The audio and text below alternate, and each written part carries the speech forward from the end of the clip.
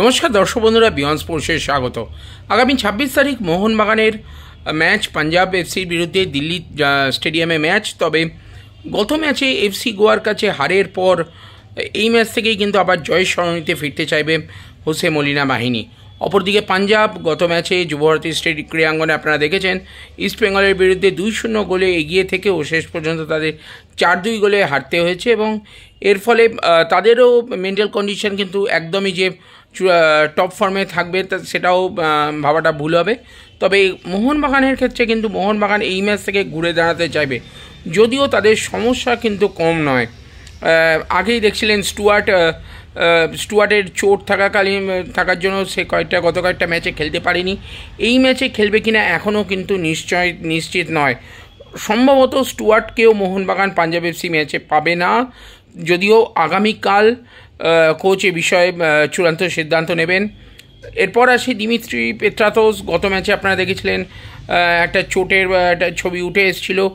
আগে থেকেই তিনি সামান্য চোট নিয়ে খেলছিলেন। আগের ম্যাচটায় চোটটা একটু বেশি ডিটোরিয়েট করে এবং তারপর তার স্ক্যান করা হয় পায়েতে, এবং যেটা এখন খবর পাওয়া যাচ্ছে যে সম্ভবত 10 দিনের জন্য মাঠের বাইরে চলে গেলেন দিমি পেত্রাতোস, এবং তার ফলে শুধুমাত্র কালকের আগামী 26 তারিখের ম্যাচ নয়, 2 তারিখ হায়দ্রাবাদ ম্যাচেও কিন্তু তিনি ডাউটফুল। আজকে অনুশীলনে কিন্তু আবার নতুন করে চোট পেয়েছেন আশিক কুরুনিয়ান, এবং আশিকও আজকে অনুশীলন করতে পারেনি, যেমনটা পারেনি দিমি পেত্রাতোস বা স্টুয়ার্ট। তারা মূলত সাইডলাইনে ছিলেন এবং ফিজিওর সাথে মেডিকেল রুমে ছিলেন, টিম ডক্টরের সাথে।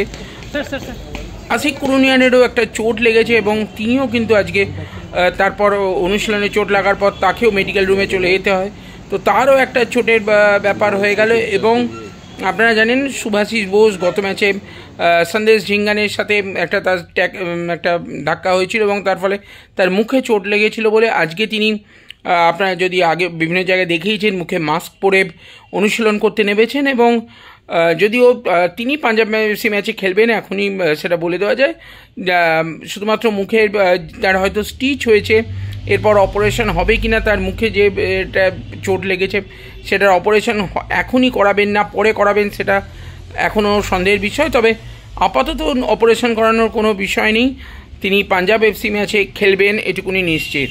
আজকে অবশ্যই একটা, যেহেতু দিমি নেই, আশিকও মনে হয় না থাকবে, তারও স্ক্যান করা হবে এরপর, এবং গ্রেগ স্টুয়ার্ট নেই, তো একটা অল ইন্ডিয়ান মিডফিল্ড নিয়ে বাগানকে নামতে হবে। তো অবশ্যই এই ম্যাচটা একটা অত্যন্ত কঠিন পরীক্ষা হতে চলেছে বাগান শিবিরের জন্য। কিভাবে তারা ঘুরে দাঁড়ায় সেটাই এবার দেখার বিষয়। আগামীকাল মোহনবাগানের সাংবাদিক সম্মেলন আছে এবং অনুশীলন দেখারও আমাদের তারপর অনুমতি থাকবে।